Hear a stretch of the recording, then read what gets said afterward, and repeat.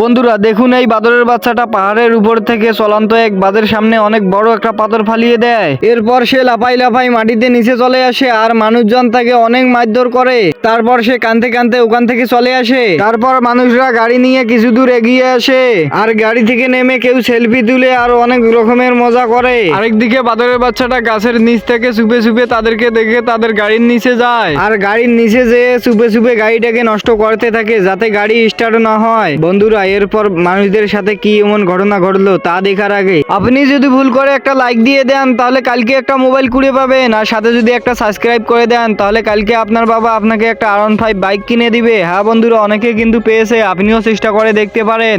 এরপর মানুষরা গাড়ি নিয়ে কিছু দূর যেতে না যেতে গাড়ি নষ্ট হয়ে যায় আর আরেকদিকে পাহাড় ভেঙে ভেঙে তাদের গাড়ির সামনে পড়ে আর মানুষরা তা দেখে অবাক হয়ে যায়। এরপর বানরের বাচ্চাটা এক উঁচু পাহাড় থেকে মানুষদের দিকে তাকাই থাকে আর মানুষরা তাকে প্রণাম করে, কারণ বানরের বাচ্চাটার জন্য তাদের জীবন বেঁচে গেছে।